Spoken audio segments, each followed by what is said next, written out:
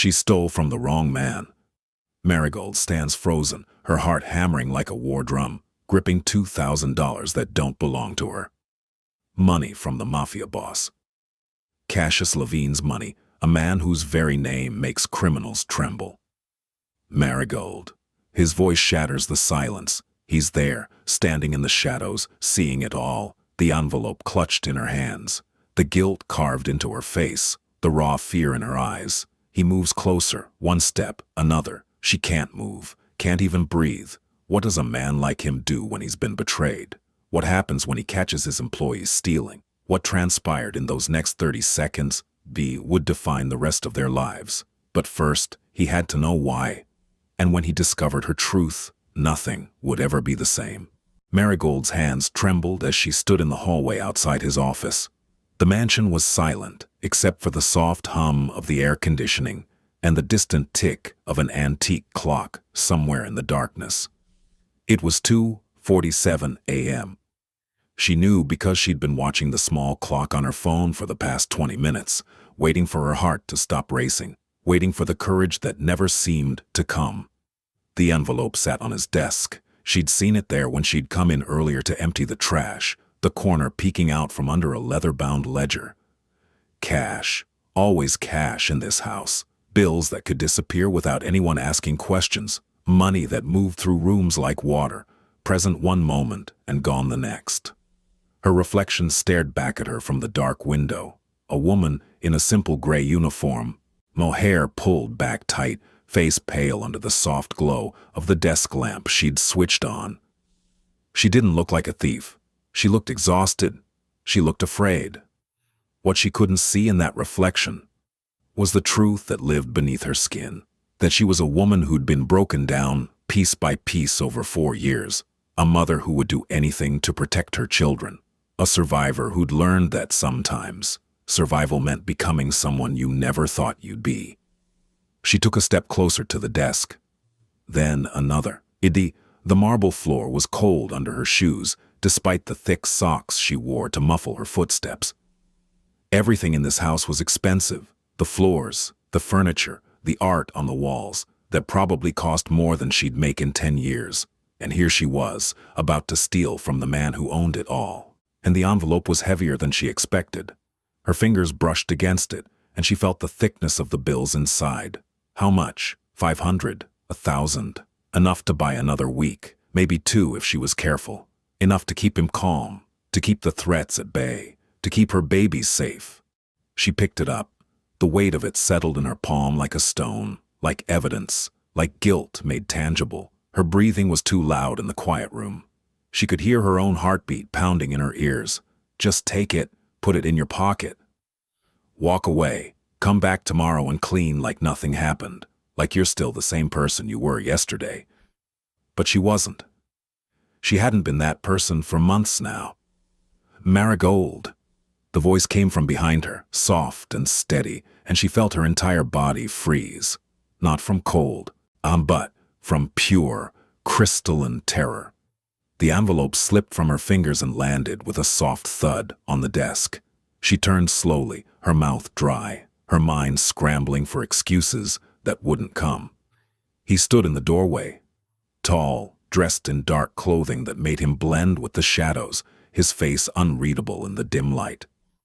Cassius Levine, her employer, the man whose house she cleaned, whose meals she sometimes prepared, whose world she moved through like a ghost, unseen and unimportant. The man she had just tried to steal from.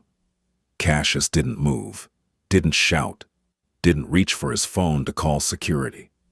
He just stood there, watching her with those dark eyes that seemed to see everything, the kind of eyes that made people confess to crimes they hadn't even committed yet, eyes that had seen violence, had ordered violence.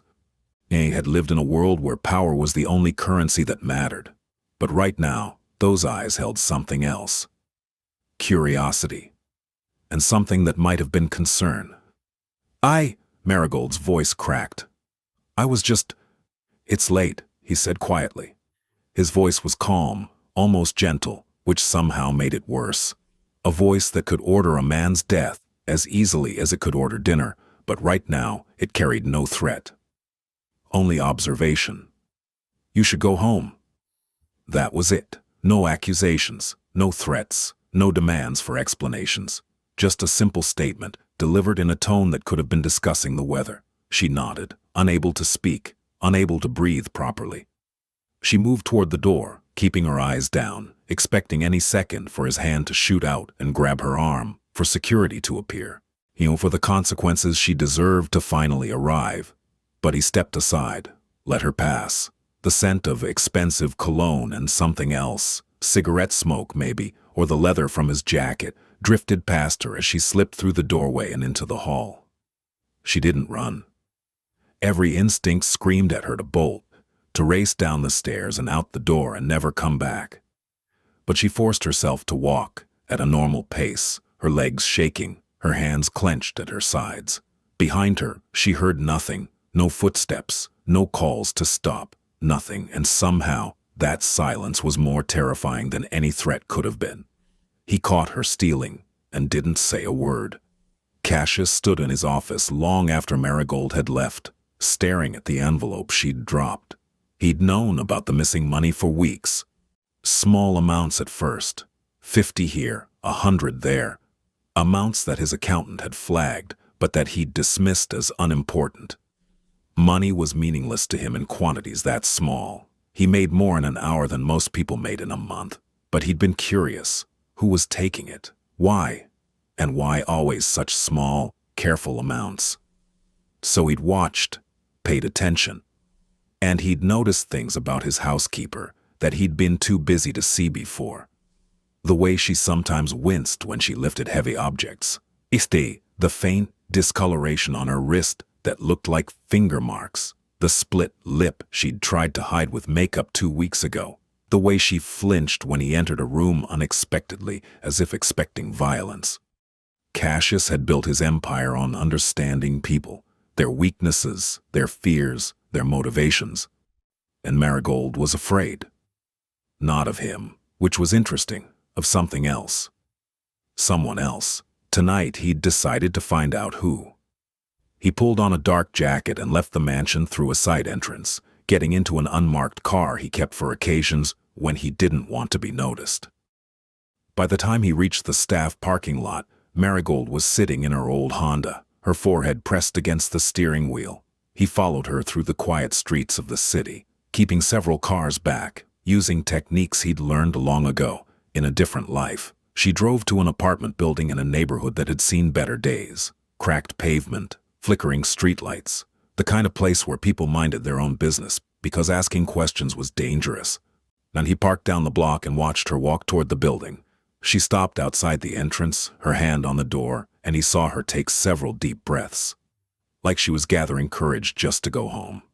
That told him everything he needed to know. He waited until she disappeared inside, then drove slowly past the building, memorizing the address, the layout, the exits, the old habits. He'd stopped being a soldier years ago, but the instincts never left. Back in his mansion, in his office, Cassius sat in the darkness and thought about the woman who cleaned his house, who stole small amounts of cash and kept careful track because she planned to pay it back, who walked into her own home like she was walking into battle. He could ignore it, could fire her tomorrow and find another housekeeper, someone without complications. Oh, someone who didn't steal. That would be the smart business decision, but Cassius hadn't built his empire by always making the smart business decision. Sometimes you made the right decision instead. He picked up his phone and sent a text to her employee file number. 8 a.m. Then he leaned back in his chair and waited for morning. Marigold made it through the night, barely. Garrick, that's what she still called him in her mind, though his full name was Garrick Thorne, and he'd been her husband for 6 years, before becoming her nightmare, had been waiting when she got home. Drunk enough to be mean, sober enough to be calculating. Well, I told you, tomorrow. You said that yesterday. He pushed himself up from the couch, not quite steady on his feet, the beer bottle in his hand sloshing. And the day before that. She'd tried to explain, tried to keep her voice down so the kids wouldn't wake up. Tried to be the version of herself that could sometimes talk him down from his anger. But Garrick was past talking tonight. You know what happens if you can't get the money, right? His voice had dropped to that dangerous whisper that was worse than yelling. You know I need it. I owe people, Mari. Serious people. And if I don't pay them, I'll get it. When? Tomorrow, I swear. He'd studied her for a long moment, and she'd seen the calculation in his eyes, the weighing of options. Finally, he'd nodded and taken another drink from his bottle. Tomorrow, or next time, maybe I take one of the kids with me when I meet these people. He'd let them see what happens when promises get broken. The words had hit her like a physical blow. You wouldn't. Try me. He'd moved past her toward the bedroom, close enough that she could smell the alcohol on his breath, the cigarette smoke in his clothes. Tomorrow, Mari. Don't make me ask again. Now, in the gray light of morning, Marigold got her children ready for school. Celine was 6, with her father's dark hair and her mother's careful eyes. Jasper was 4, still young enough to believe that everything would be okay because Mommy said so. She packed their lunches with the last of the bread and peanut butter, left notes in Celine's backpack, little reminders that she loved her, that she was proud of her. Garrick didn't wake up. He never did on mornings after drinking. She was grateful for small mercies. After dropping the kids at school, kissing them both, holding them a moment too long, until Celine squirmed away with a giggle and Jasper complained about being late. Marigold drove to the mansion. The text from last night glowed on her phone. 8 a.m. She arrived at 7:55. Early, always early, because that's what good employees did. Even good employees who stole. Cassius was waiting in the kitchen with a cup of coffee. He looked different in the morning light, less imposing, almost approachable, dressed in casual clothes that probably cost more than her car payment. But his eyes were the same. Watchful. Seeing everything. Marigold. He gestured to the chair across from him. Sit down. It wasn't a request. She set her bag on the counter and moved to the table, her legs unsteady, her hands clasped in front of her to hide their shaking. He pushed a cup of coffee toward her, black, the way she took it. He'd noticed. Of course he'd noticed. For a long moment, neither of them spoke. She stared at the coffee, at her reflection in its dark surface, at anything except his face. The silence stretched between them like a living thing. In that silence, Cassius made a decision. He could approach this a dozen different ways. Intimidation, threats, demands. That's what most men in his position would do. But Marigold wasn't most people, and this situation required something different. It required truth. How long? He finally asked. She knew what he meant. 3 months. Always cash from the office? She nodded. How much total? Maybe 6,000. Her voice was barely a whisper. I kept track. I was going to pay it back, I swear. Why? The question was so simple, so direct, that it caught her off guard. She looked up, meeting his eyes for the first time since sitting down. They weren't angry. They weren't cold. They were just curious, waiting. And Marigold, who'd been carrying this weight alone for so long, who was so tired of lying, who had nothing left to lose, told him the truth. I needed it. For what? To keep him calm, she heard herself say. To buy time. To keep my children safe. In the corner of the kitchen, where neither of them could see it, the morning light shifted slightly as clouds moved across the sun. A bird landed on the windowsill outside, pecked at something, flew away. The world continued turning while inside this kitchen, two people sat across from each other and negotiated the terms of survival. Cassius's expression didn't change. Your husband? Yes. He hurts you.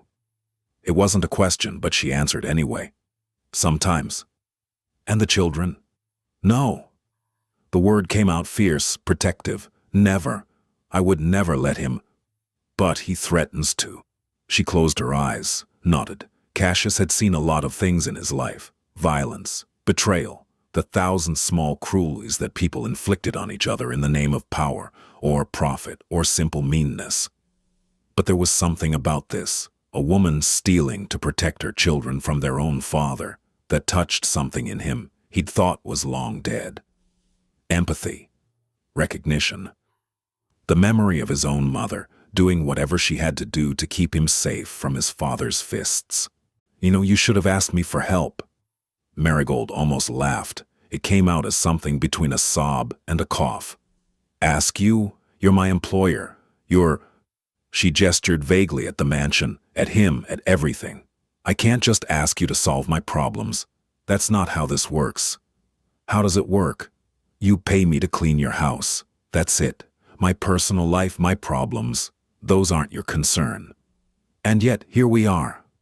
He took a sip of his coffee, still watching her with that unreadable expression. "With your personal problems very much my concern, because they led you to steal from me." I know. She pressed her palms against her eyes, fighting back tears. "I'll pay you back, every penny. I don't know how, but I will. And I understand if you want me to leave, if you never want to see me again. I'll go right now. I followed you last night." Everything stopped. Her hands, her breathing, her heart. She lowered her hands slowly and stared at him. What Marigold couldn't know, what she couldn't see from across the table, was that Cassius was testing himself as much as he was testing her. He'd spent 20 years building walls around his capacity for compassion, because compassion was weakness in his world. Compassion got you killed. But here was this woman, this terrified mother, and all those walls were crumbling. "After you left," he continued calmly, "I followed you home. I wanted to see where you went, who you were going to, what was worth risking your job for. You followed me? I watched you walk up to your apartment. Watched you stop outside the door like you were gathering courage just to enter your own home. Watched the way you moved, like someone expecting violence." Heat flooded her cheeks, shame, hot and sharp. He'd seen everything. Her crumbling apartment, her broken-down car, her pathetic life. "I'm not gonna fire you," he said. She blinked, sure she'd misheard. "What?" "I'm not going to fire you, and I'm not going to ask you to pay back the money." "I don't understand." "I'm going to help you." The words didn't make sense. She turned them over in her mind, trying to find the hidden meaning, the catch, the price. Men didn't help for free, especially not men like him. Why? She finally managed. Cassius considered the question. Why was he doing this? The easy answer was that he could. The true answer was more complicated. It involved his mother, dead now for 15 years. It involved the man who'd helped him escape his father's house when he was 17. It involved every person he'd failed to save, every time he'd chosen business over compassion. Every night he lay awake wondering if having all this power meant anything, if he never used it for something good. But he didn't say any of that. Instead, he said, "Because you need help, because I can provide it, because sometimes the right thing to do is obvious, even in my line of work. I can't accept. You can. And you will." There was steel in his voice now, the kind of authority that made people obey without question. "But first, I need to understand the full situation. Your husband, Garrick, I believe, what exactly does he do, besides drink and threaten you?" "How do you know is—" "I pay attention." He said it simply, like it was obvious. Like of course he knew the name of her abuser, the details of her life. "Tell me." So she did.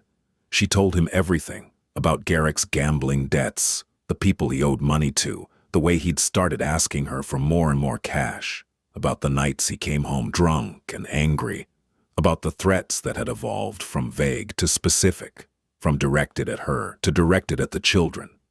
She told him about the bruises she covered up, the lies she told at the kids' school, the fear that had become so constant, she didn't even notice it anymore. It was just the baseline of her existence.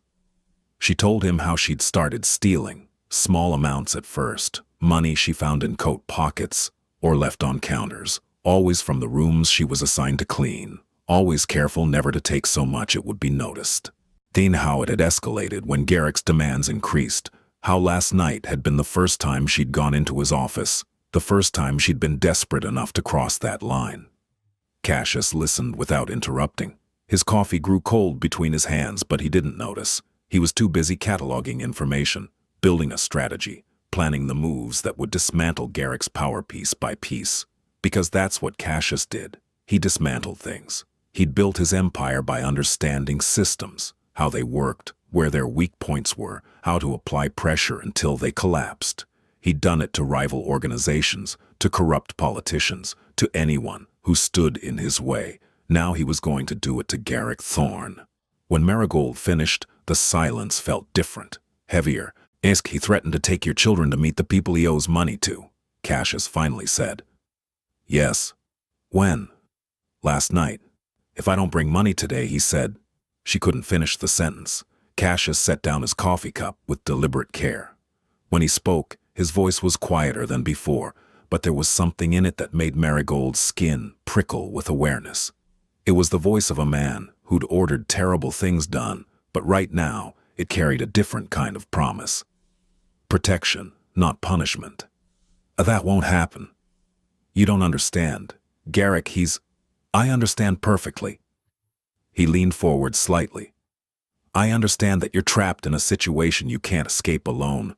I understand that you're protecting your children the only way you know how. And I understand that men who threaten children, any children, are the lowest form of life. There was something in his eyes now, something cold and calculating. It should have scared her. Instead, Marigold felt something she hadn't felt in months. Hope. What are you going to do? She asked. Nothing violent. He sat back. Nothing that will bring trouble to your door or put your children at risk. But I'm going to fix this, properly, legally, so that when it's over, you're protected. Your children are protected, and Garrick can never touch any of you again. I don't see how. You don't need to see how. You need to trust me. He stood up, moving to the counter to refill his coffee. Can you do that? Could she? Trust this man she barely knew, this powerful stranger who moved in circles she couldn't imagine, who'd caught her stealing, and instead of punishment offered help. What choice did she have? Yes, she whispered. Good. He returned to the table. I need you to do exactly as I say. Can you do that too? She nodded. First, you're going to call Garrick. Tell him you have the money. Tell him you'll bring it tonight after work. But I'm giving it to you, 2,000 in cash. That's what he asked for, yes? Yes, but no buts. You'll take it to him tonight. You'll give it to him exactly as you always do. You won't act differently. You won't say anything about our conversation. You'll be the same frightened woman you were yesterday. Can you do that? The thought of going back there, of facing Garrick, of playing this role one more time made her stomach turn. But she nodded again. Second, I need you to keep your phone on you at all times. If he threatens you, if anything happens that makes you feel unsafe, you text me immediately. I'll give you my private number. He pulled out his phone, and a moment later, hers buzzed in her pocket. She took it out with shaking hands and saw the new contact. Cassius. Third, starting tomorrow, you're going to keep a record. Every time he asks for money, every time he makes a threat, every time he does anything that makes you afraid, you're going to write it down. Times, dates, exact words if you can remember them. Everything. Why? Because we're going to build a case, a proper case that will stand up in court, that will get you a restraining order, that will protect your children legally and permanently. Garrick won't just accept. He won't have a choice. Cassius's voice was flat, final. I'm not going to kill him, Marigold. I'm not going to hurt him. I'm going to do something far more effective. I'm going to make sure the law does its job. And if the law needs a little encouragement to do that job properly, then I have resources that can provide that encouragement. She stared at him, trying to process what he was saying. You're going to use your connections to ensure justice is served. Yes, he met her eyes. Is that acceptable to you? Was it? Was she comfortable with a man like Cassius Levine using his influence to help her? With accepting money from him, protection from him, intervention from him? She thought about Celine's smile, about Jasper's laugh, then about the way they shouldn't have to live in fear, shouldn't have to walk on eggshells around their own father, shouldn't have to grow up in the shadow of violence. Yes, she said. It's acceptable. Then we're agreed. He stood up, and she did too, automatically. The money is in an envelope in the office, same desk where you found it last night. Take it before you leave today. Give it to Garrick tonight. Tomorrow you come back here and we continue with the plan. Mr. Levine. Cassius, he said. If we're going to do this, you can call me Cassius. Cassius. The name felt strange in her mouth, too familiar, too intimate. I don't know how to thank you. Don't thank me yet. This is going to take time, weeks, maybe months, and it won't be easy. You're going to have to be strong. Stronger than you've ever been. I can do that. He studied her for a moment, and something shifted in his expression. Not quite a smile, but close. What Marigold couldn't see, what she couldn't know, was that Cassius was seeing her differently now, not as his housekeeper, not as a problem to solve, but as someone worthy of protection, someone who reminded him of why he'd fought so hard to escape his own past. I believe you can, he said. The rest of the day felt surreal to Marigold. She drove home with the envelope hidden in her bag, hyper-aware of every car around her, every person she passed, convinced somehow that Garrick would know, would sense the change, would see through whatever mask she tried to wear. But when she picked up the kids from school, everything was normal. Celine chattered about her art project. Jasper showed her a bruise on his knee from falling at recess. They stopped at the park on the way home, and she pushed them on the swings, while the afternoon sun slanted through the trees, golden and warm. For those 30 minutes, she could almost pretend they were a normal family. That their father wasn't a man who threatened them. That their mother wasn't planning to take money from someone like Cassius Levine to buy their safety. Garrick was home when they arrived, sitting in front of the television with an open beer, watching some sports game with the sound too loud. He barely glanced up when they came in. "Kids, go do your homework," Marigold said quietly. They scurried to their room without argument. They'd learned to read the atmosphere, to know when to make themselves scarce. Once she waited until their door closed before she pulled the envelope from her bag and set it on the coffee table in front of Garrick. He looked at it, then at her, then back at it, picked it up, counted the bills quickly, efficiently. "It's all there," she said. He stuffed the money in his pocket and went back to his beer. "See? That wasn't so hard." She wanted to scream at him. Wanted to ask him how he could threaten his own children, how he could drink away their rent money, how he could look at himself in the mirror. But she didn't. She just stood there, playing her part, being the frightened woman he expected. What Garrick didn't know, what he couldn't see, was that his wife had just made a deal with someone more dangerous than the men he owed money to. Someone who moved in silence, who planned in the shadows, and who would dismantle his life with the same cold precision he brought to every business transaction. The countdown had begun. Garrick just didn't know it yet. 3 weeks later, Cassius sat in his office with a thin folder and an expression that his business associates would have recognized as satisfaction. The kind of satisfaction that came from a plan executed perfectly. When Marigold arrived that morning, he was waiting with coffee, same routine they'd developed, same table, but today was different. "Sit down," he said. She sat, and he slid the folder across to her. "This is a temporary restraining order," he said. "Approved as of this morning. Garrick isn't allowed within 500 feet of you, or the children." Marigold stared at the papers, the official seals, the legal language she barely understood. "How did you—" "Your documentation was excellent, very detailed, very credible. Combined with the evidence we collected, the photos of bruises, the threatening text messages, the witness statements from your neighbors who've heard the arguments, it was enough for a judge to issue emergency protection." "Witness statements? I didn't talk to my neighbors about—" "I did." He said it matter-of-factly, like it was the most natural thing in the world. Discreetly, through intermediaries, they were surprisingly willing to help once they understood the situation.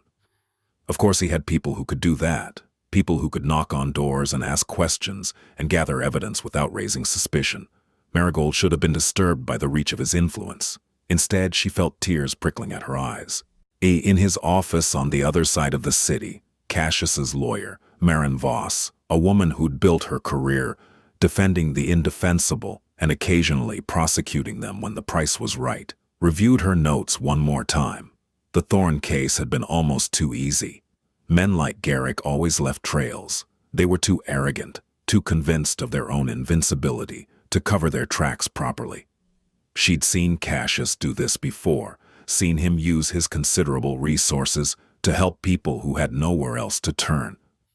It was his penance, she supposed, his way of balancing the scales for all the terrible things he'd done to build his empire. Back in the mansion kitchen, Marigold was trying to understand the reality of what this meant. "This means Garrick has to leave the apartment?" she asked. "It means he has to leave, yes. And the police will serve him with the order today at 3 p.m. They'll escort him from the premises and ensure he takes only his personal belongings. You and the children will be there. I'll be there too if you want me to be. And when it's done, the apartment is yours. He can't come back. But he'll fight this. Let him fight." Cassius's voice was calm, certain. "We have evidence. We have documentation. We have a clear pattern of threats and intimidation. And we have something else." He pulled out another paper from the folder. This one looked like a financial statement, covered in numbers and official stamps. "Garrick's gambling debts," Cassius explained. "It turns out he owes money to several very unsavory people who've been looking for him. People who are not protected by the law because they operate outside it." Marigold frowned, trying to understand. "I don't see how that helps." "I made a deal with them. They get half of what Garrick owes them, paid in full immediately, in exchange for their cooperation in providing evidence of his illegal gambling, his debt, his associations with criminal elements, all of which strengthens your case for the restraining order and, eventually, for full custody of the children. You paid his debts? Half of them.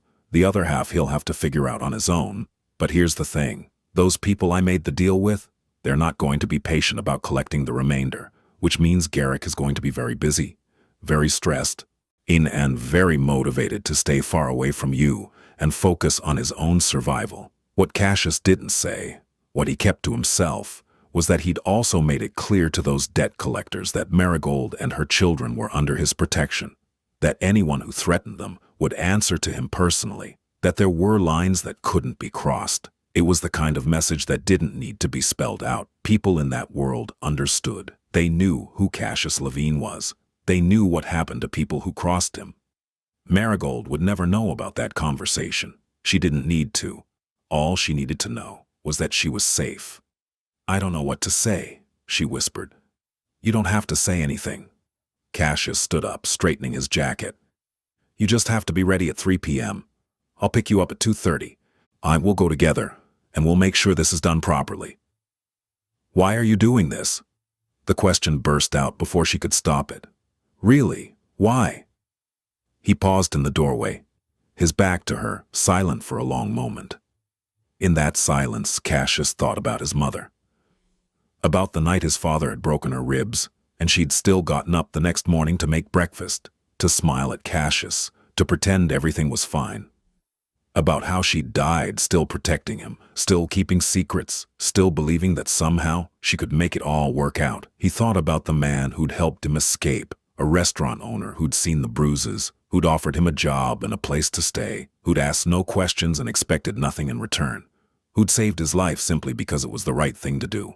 He thought about all the people he'd failed since then. All the times he'd chosen money over morality, power over compassion, success over simple human kindness. "Because someone helped me once," he finally said, turning to look at her, "when I was in a situation I couldn't escape alone. Because I have the power to fix this, and I would be a coward not to use that power. And because you deserve better than a life lived in fear." Then he was gone, leaving Marigold sitting at the table with legal papers that felt like weapons, like shields, like the first real protection she'd ever had. At 2:30 p.m., Cassius's car pulled up outside Marigold's building. Not one of his flashy vehicles, a simple black sedan, unremarkable, the kind that wouldn't draw attention. He got out to open her door, and she climbed in with Celine and Jasper, who were wide-eyed and silent in the back seat, sensing the importance of the moment without understanding it. "Are we in trouble?" Celine whispered to her mother. No, baby, everything's going to be okay. The police were already at the apartment when they arrived, 2 officers standing in the hallway, professional and calm. Cassius stayed close to Marigold, not touching her, just present, a solid, reassuring presence at her back. Garrick opened the door looking confused, then angry when he saw the officers. What's this about? Mr. Thorne, one officer said. We need to speak with you about a restraining order that's been issued. Marigold watched his face change as they explained. Confusion, to disbelief, to rage. He looked past the officers at her, and she saw the moment he understood. You bitch, he hissed. You actually… Mr. Thorne, please calm down. The officer stepped between them. You need to gather your belongings and vacate the premises. You have 30 minutes. This is my home. You can't just… Sir, we can and we are. You can comply voluntarily, or we can arrest you for violation of the order. Your choice. Garrick looked at Marigold again, and she saw murder in his eyes. But he also saw Cassius standing behind her, saw something in Cassius's face that made him pause, made him think twice about whatever he'd been planning to say or do, because Cassius wasn't making threats. He didn't need to. He simply stood there, hands in his pockets, expression neutral, and somehow that was more intimidating than any display of aggression could have been. As he looked like a man who could end someone's life with a phone call and then go have lunch without losing his appetite. Garrick turned and stalked into the apartment. The officers followed, ensuring he only took what was his, ensuring he didn't damage anything, or try to intimidate Marigold further. It took 20 minutes. 20 minutes for 6 years of marriage to be packed into 2 duffel bags and a garbage bag. 20 minutes for the father of Marigold's children to be escorted out of their lives. When the door closed behind him and the officers, the silence was deafening. Celine and Jasper stood in the living room, looking around like they were seeing it for the first time. Maybe they were. Maybe this apartment, without the constant threat of their father's anger, was a new place entirely. Is Daddy coming back? Jasper asked quietly. Not for a while, honey. Is that okay? Celine's voice was small. Marigold knelt down, pulling them both close. Yes, baby, that's very okay.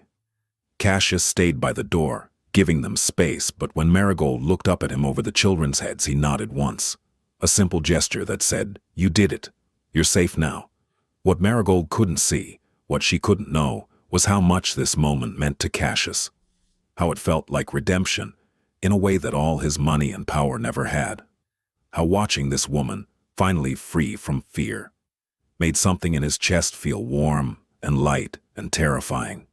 He'd saved someone. Really saved them. Not with violence, not with intimidation, but with strategy and resources, and the simple decision to help. It felt good. On better than any business deal he'd ever closed. I should get back, he said softly.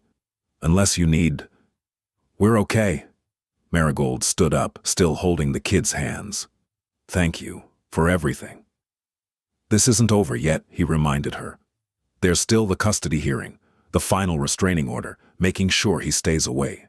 But the hard part, getting you out of immediate danger, that's done. I don't know how I'll ever repay. You already have. He moved toward the door. By trusting me, by being brave enough to accept help. That's payment enough. The custody hearing was scheduled for 3 weeks later. Marin Voss prepared Marigold thoroughly. They went over every detail of the documentation, practiced potential questions, discussed strategy. The judge will ask about your financial situation, Marin explained during one of their prep sessions. Garrick's lawyer will try to argue that you can't support the children alone. But I have a job. I know, but we need to be prepared for the argument. Can you show stable income, stable housing, a support system? Marigold thought about the apartment she couldn't afford on her own, the job that didn't pay enough, the lack of family, or friends who could help. I'll figure it out, she said. Cassius, who'd been sitting quietly in the corner of his office during the meeting, spoke up.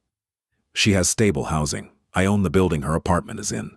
I can adjust the rent to something manageable. Marigold stared at him. You what? I bought it 2 weeks ago, from the previous landlord. Market rate transaction. Nothing unusual. As the new owner, I'm entitled to set rent at whatever I deem appropriate. For a long-time, reliable tenant like yourself, a reduction is perfectly reasonable. You bought my entire apartment building? It was a good investment. He said it so casually, like people bought buildings every day. In his world, they did. Marin continued as if nothing unusual had happened. She'd worked with Cassius long enough to not be surprised by his methods. Excellent. That strengthens the stability argument. Now about character witnesses. The conversation moved on, but Marigold couldn't stop staring at Cassius. He'd bought her building, not to trap her, not to hold it over her head, but simply to ensure she could stay there, could afford it, could provide a stable home for her children. Who did that? And who went to those lengths for someone they barely knew? After the meeting, when Moran had left and Marigold was gathering her things, she finally asked, "The building, did you really buy it for investment, or did you buy it for me?" He looked up from the papers he was reviewing. "Does it matter?" "Yes." "Why?" "Because I need to understand what this is." She gestured between them. "What we're doing, why you're doing it." "I told you why. You told me someone helped you once, that you believe in using your power to protect people. But this is more than that. This is going far beyond what anyone would reasonably do for an employee." He set down his papers and leaned back in his chair, studying her with that intense focus that always made her feel seen in ways that were both comforting and terrifying. Yeah, you're right," he finally said. "This is more than I would typically do." "So why?" "Because I see myself in your situation." The words came out carefully, like he was testing their weight. "Not exactly. My circumstances were different. My challenges were different. But the feeling of being trapped, of doing things you never thought you'd do just to survive, of protecting people you love at the cost of your own dignity, I understand that. I lived that." "You?" A small bitter smile crossed his face. "You think I was born into this?" He gestured at the mansion, the expensive furniture, the life of luxury. "I wasn't. I came from nothing. Worse than nothing, I did things I'm not proud of. Things I can't undo. Things that still haunt me. But someone saw potential in me.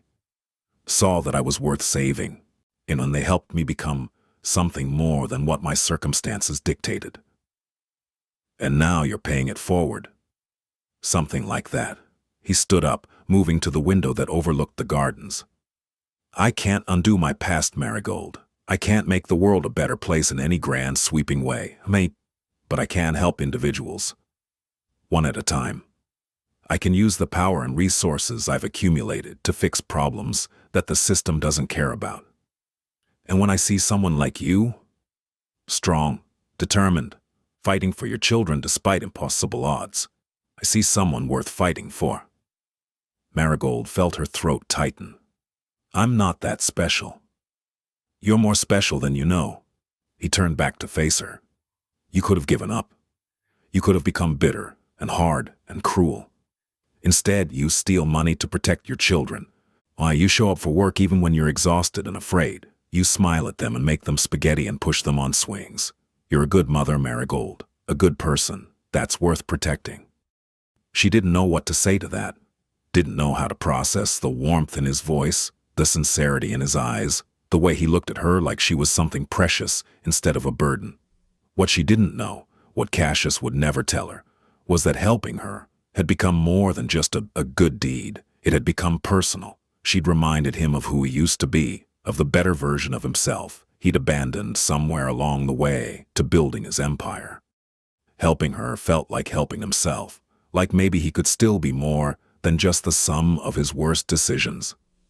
"Thank you," she finally whispered, "for seeing me, and for helping me, for everything."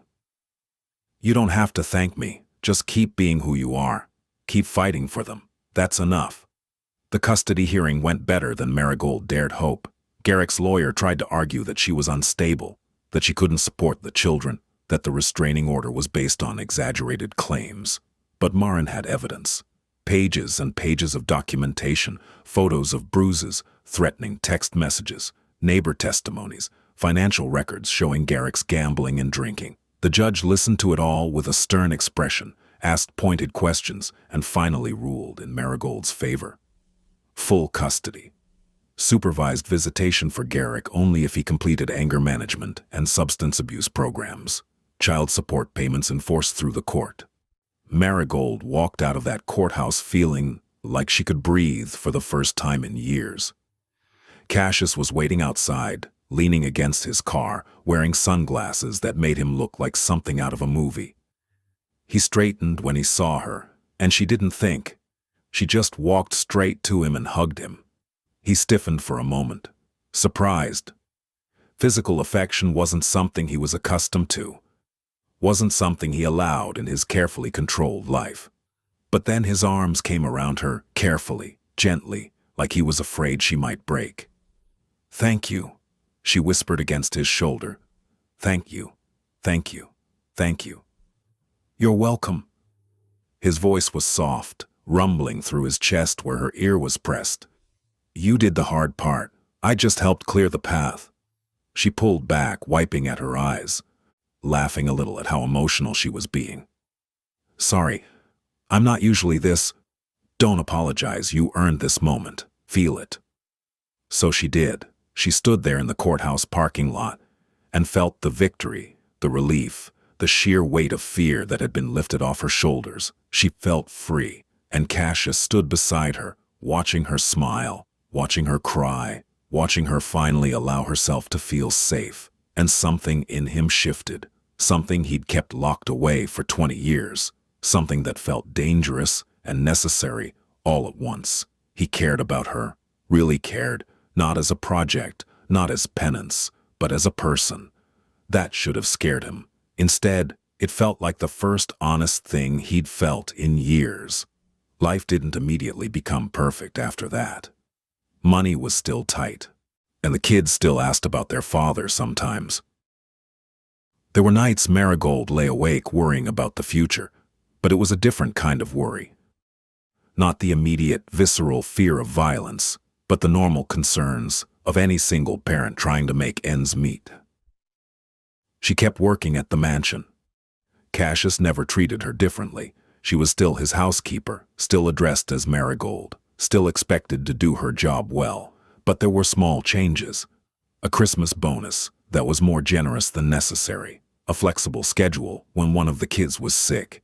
The occasional envelope left on the kitchen counter with, "For Celine's birthday," or "Jasper's school supplies" written on it in his precise handwriting. She tried to refuse these gifts at first, tried to maintain proper boundaries between employer and employee. But he'd just give her that look, the one that said he'd already made up his mind and arguing was pointless, and she'd find herself accepting because what else could she do? 6 months after the custody hearing, on a quiet Tuesday morning, Marigold was cleaning the library when Cassius appeared in the doorway. "Marigold, do you have a moment?" She set down her duster. "Of course." He led her to his office and gestured for her to sit. This time there was no coffee, no casual conversation. He looked serious, and her stomach clenched with worry. "I have a business opportunity," he said, "and I wanted to discuss it with you first before making any decisions." "Okay? I'm expanding my real estate portfolio. There's a property I'm interested in, a small apartment building about 20 minutes from here. It needs significant renovation, but the location is good. The structure is sound. I'm considering buying it, fixing it up, and renting it out." She nodded, not sure why he was telling her this. "I need someone to manage it," he continued. "Someone trustworthy, someone organized, someone who understands what tenants need because they've been a tenant themselves. Someone who could handle maintenance requests, collect rent, deal with contractors, maintain the property." Understanding started to dawn. "You want me to? I'm offering you a job. Property manager, salaried position with benefits, including health insurance for you and the children. Hours would be mostly flexible. You'd need to be available for emergencies, but otherwise you could work from home, set your own schedule, be there for Celine and Jasper when they need you." Marigold stared at him, and her mind racing. "I don't know anything about property management." "You can learn. I'll provide training, resources, support." And you'll still have this job as a backup if it doesn't work out, though I think it will. You're capable, Marigold, more capable than you give yourself credit for. Why would you offer me this? Cassius had anticipated this question. He'd spent the past 2 weeks convincing himself that this was purely a business decision, that he needed a property manager he could trust, and Marigold had proven herself trustworthy, even when she was stealing from him. That it made logical sense to offer this opportunity to someone he knew, someone he'd seen work hard despite impossible circumstances. But the truth he barely admitted to himself, was that he wanted to see her thrive, wanted to give her opportunities she'd never had, wanted to be part of her success in a way that felt more meaningful than just writing checks. Because you need a better job, and I need someone I can trust, he said, sticking to the safer truth. Because you've proven yourself reliable and honest. Even when you were stealing from me, you kept track because you planned to pay it back. That's integrity. That's what I need in someone managing my properties. And if I say no, then nothing changes. You keep cleaning, I keep paying you. We maintain our current arrangement, but I hope you'll say yes. She thought about it, thought about the stability of a salaried position, the health insurance she desperately needed, the flexible hours that would let her be a better mother. One thought about the risk of accepting even more from this man who'd already given her so much. I need some time to think about it. Take all the time you need. He stood up, signaling the conversation was over. But Marigold, you deserve this opportunity. Don't let fear or false humility make you turn it down. Marigold talked to Marin about it. The lawyer had become something of a friend over the months of legal preparation. She listened to Marigold's concerns, her worries about owing Cassius too much, about crossing lines she couldn't uncross. He's offering you a legitimate job, Marin pointed out, at market-rate salary, with appropriate benefits. There's nothing inappropriate about accepting a job offer from someone who's impressed with your work ethic. But it feels like more than that. Because it is more than that, Marin smiled. He's invested in your success. That doesn't make it inappropriate. It makes it fortunate. How many people have employers who actually care about their well-being? I don't want to be charity. This isn't charity. He needs a property manager. You need a better job. It's a mutually beneficial arrangement. And honestly, Marigold, after everything you've been through, after how hard you fought for your children, don't you think you deserve a break? Don't you think you deserve someone offering you a hand up instead of a hand out? Maybe she did. Maybe she'd been so focused on maintaining her independence, on not being a burden, that she'd forgotten how to accept help. When it was offered genuinely, she took the job. The training was intense, but manageable. Cassius paired her with an experienced property manager named Tempest, who showed her the ropes, how to screen tenants, handle maintenance requests, keep financial records, deal with contractors. She learned about building codes and lease agreements and tenant rights. She made mistakes, but Cassius was patient, treating each error as a learning opportunity rather than a failure. The building itself was beautiful once the renovations were complete. 12 units, mostly 1 and 2 bedrooms, updated kitchens and bathrooms, a small courtyard garden that Marigold helped design. They filled it with families and young professionals, people who reminded her of herself a year ago, working hard, trying to make ends meet, and deserving of a safe, affordable place to live. She was good at it, better than she expected. She liked helping people find homes, liked solving problems, liked the feeling of managing something important. The salary was enough that she could save money for the first time in her life. Enough that she could take the kids to dinner sometimes, or buy them new clothes without panicking about the cost. Life got better. Not perfect, but better. And that was enough. 2 years after that morning when Cassius caught Marigold stealing, they had their annual property review meeting. She sat in his office with her reports and budget proposals, professional and prepared, proud of what she'd accomplished. He reviewed everything carefully, asked questions, made suggestions. When they finished, he set down the papers and looked at her. You've done excellent work, Marigold. The building is profitable, the tenants are happy, you've managed everything beautifully. Thank you. I'm buying another property. Bigger this time, 30 units. I want you to manage it as well, with a salary increase to match the additional responsibility. She should have been excited. Instead, she felt a flutter of nerves. Cassius, can I ask you something? Of course. Why are you doing this? Really, all of it? He leaned back in his chair, that familiar gesture that meant he was considering his words carefully. I told you before. I know what you told me before. But that was 2 years ago. You helped me escape an abusive situation, helped me get custody of my children, gave me a job I'm good at. You've done enough, more than enough. So why keep doing more? Because you keep proving yourself worthy of more.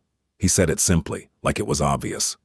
Because every time I give you an opportunity, you exceed my expectations.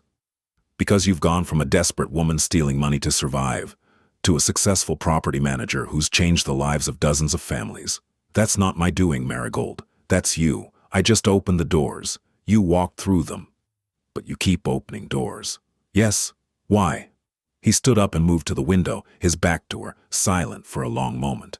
Outside, the gardens were in full bloom, flowers he barely noticed because he was too busy thinking about the woman behind him, about how much his life had changed since the night he'd caught her stealing. When he spoke, his voice was quieter than usual. Dana, do you know what haunts me most about my past? It's not the violence or the illegal activities, or the moral compromises. It's the people I couldn't save. The ones who needed help, who deserved help, who I turned away from because I was too focused on my own survival. Too afraid of what helping them might cost me. He turned to face her. I have power now. Real power. And I can use it to help people like you. People who are strong and capable, but trapped by circumstances beyond their control. Every time I do that, every time I see someone like you succeed and thrive, it feels like redemption. Like maybe all the terrible things I did to get here meant something. Like maybe I can balance the scales, at least a little bit. Marigold stood up, moved to stand beside him at the window. You're a good man, Cassius Levine. I'm not. But I'm trying to be better. That's what makes you good. They stood there together, looking out at the gardens, the comfortable silence between them that came from years of knowing each other, trusting each other, supporting each other. What neither of them said, what both of them felt, was that this had become more than a professional relationship, more than a business arrangement. Somewhere along the way, they'd become important to each other, not romantically. There were too many boundaries, too much history, too much complexity for that, but something deeper than friendship, something that felt like family. I'll take the new property, Marigold finally said. On one condition. What's that? You stop acting like you're doing me favors. This is a business arrangement. I'm good at my job. You need someone good at this job. And we're partners in this, not savior and victim. He smiled, that rare, genuine smile that transformed his whole face. Partners. I can agree to that. They shook hands on it, formal and professional, and Marigold felt the shift between them. Not employer and employee, not savior and victim. Partners, equals. Two people who'd helped each other become better versions of themselves. Life continued. The children grew. Celine started middle school and joined the drama club, displaying a theatrical flair that made Marigold both proud and slightly concerned. Jasper discovered a talent for soccer and spent every weekend at games, his earlier shyness melting away on the field. Marigold managed 2 properties, then 3, then 4, building a reputation in the industry, earning the respect of contractors and tenants and other property managers. These people who'd initially been skeptical of someone without formal training quickly learned that she had something more valuable, genuine care for the people who lived in her buildings, combined with the organizational skills of someone who'd learned to stretch every dollar. Garrick faded into the background of their lives. He completed his court-mandated programs and had supervised visits with the kids once a month. They were awkward at first, but eventually settled into a routine. He wasn't a good father, but he was trying to be less of a bad one, and Marigold supposed that was something. The debt collectors Cassius had paid off continued to pressure Garrick for the remainder of what he owed, which kept him too busy and too scared to cause problems for his ex-wife. Cassius and Marigold maintained their professional relationship, But it had evolved into something that felt almost like friendship. They had coffee sometimes, discussed business and life and everything in between. He came to Celine's school plays and Jasper's soccer games, sitting in the back, clapping politely, never making a fuss about his presence. "You don't have to do this," Marigold told him once, after watching him sit through a particularly painful middle school production of Romeo and Juliet. "They're not your responsibility." "I know," he said, "but I want to. Is that okay?" And it was. It was more than okay. 5 years after that morning when her life changed, Marigold stood in the same mansion kitchen, where Cassius had first offered her help, where they'd had that crucial conversation that set everything in motion. But now she wasn't wearing a maid's uniform. She was in business clothes, holding a tablet with reports for their monthly meeting. "The West Avenue property is ready for occupancy," she reported. "Full renovation complete, 12 units, all passed inspection. We have applications for all of them already." "Excellent." He reviewed the numbers she'd sent him. "And the Henderson building. Maintenance schedule is on track. 2 tenants moving out next month, but we have a waiting list. I'm recommending we upgrade the laundry facilities. The current machines are 10 years old and starting to have problems." They went through the rest of the properties, discussing budgets and timelines and strategies. Professional, efficient, successful. When they finished, he poured them both coffee, a ritual they'd developed over the years, and they sat at the kitchen table like old friends. "Celine's graduation is next week," Marigold mentioned. "She's valedictorian." "I know. She told me when I saw her last weekend." "You don't have to come to everything, I appreciate it, but I want to be there." He said it firmly. "If that's okay with you." "It's more than okay. The kids love having you there. They ask about you constantly. They're good kids. You've done an amazing job with them." Marigold smiled, thinking about her chaotic, beautiful children. About how far they'd all come from that terrified woman stealing money in the night. About the life they'd built together, the three of them, and Cassius, always there in the background, never intrusive, but always supportive. "I couldn't have done it without you," she said softly. "Yes, you could have. You're stronger than you know, Marigold. You always were. I just helped you see it." "Maybe, but I'm still grateful. For everything. For taking a chance on me when you had every reason not to. For seeing potential in someone who'd given up on herself. For being who you are." He reached across the table and squeezed her hand briefly. A gesture that would have been impossible 5 years ago, when walls surrounded every part of him.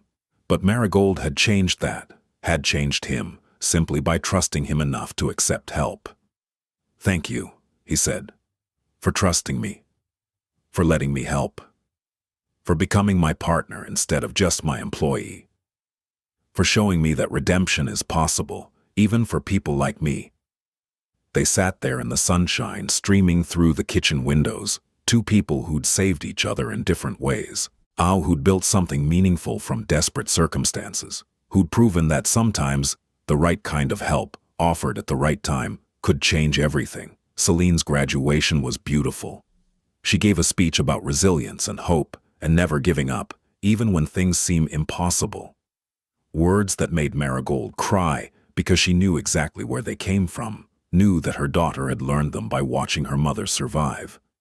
Marigold sat in the audience with Jasper beside her and Cassius on her other side, and she cried like every proud mother does.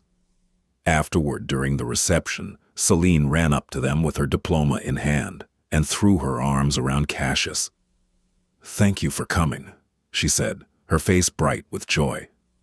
"I wouldn't miss it," he replied, returning the hug carefully. "Hey, I'm very proud of you. You're like an uncle," she said, pulling back to look at him. "Is that weird? I know you're mom's boss, but you feel like family." He glanced at Marigold, something soft and uncertain in his eyes. She nodded, giving him permission to answer honestly. "Not weird at all," he said to Celine. "I feel the same way." Later, after the kids had gone off to celebrate with their friends and Marigold was helping Cassius carry gifts to the car, he paused. "Was that okay? What I said to Celine? It was perfect. Because it's true, isn't it? You are family, maybe not by blood, but by choice, by everything we've been through together. Family, he repeated, testing the word. In his world, family was usually code for obligation, for manipulation, for the ties that bound you to people who used you. But this felt different. This felt real. Good. Because you're stuck with us now. He laughed, a real laugh, not the polite chuckle he used in business meetings, but the genuine sound of joy. I can think of worse fates. That night, after everyone had left and the children were asleep, in the house that Marigold now owned, bought with a down payment she'd saved herself from her salary, she sat on her back porch with a cup of tea and looked up at the stars. She thought about the journey that had brought her here, from a desperate woman stealing money to survive, to a successful businesswoman with a beautiful home and thriving children. She thought about Cassius and his quiet power, his strategic mind, his unexpected compassion, about how he'd seen her at her absolute worst, and instead of condemnation, he'd offered redemption. And she thought about the woman she used to be. Terrified, trapped, convinced that survival was the best she could hope for. And she thought about the woman she'd become. Strong, independent, capable of building a life worth living. The transformation hadn't been instant. It had taken years of hard work, countless small steps, moments of doubt and fear and uncertainty. But she'd made it. They'd made it. Her and Celine and Jasper, with Cassius's steady support guiding them through the darkness. Her phone buzzed, a text from Cassius. "Thank you for including me today. It meant more than you know." She typed back, "Thank you for everything, for seeing me, for believing in me, for being family. Always."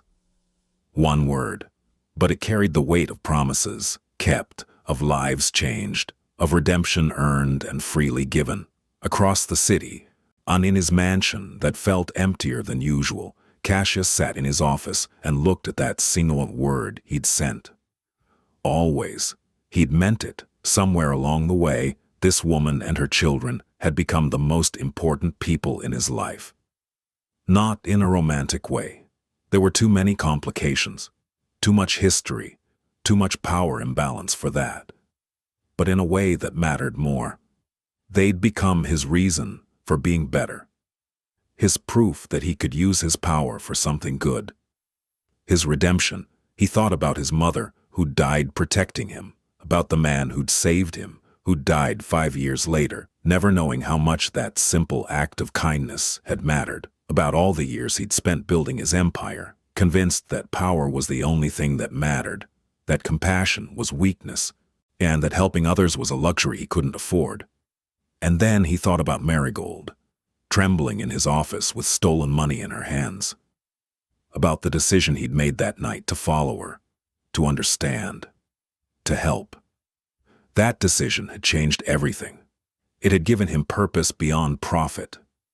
It had shown him that redemption wasn't about grand gestures or dramatic transformations, but about small choices made consistently.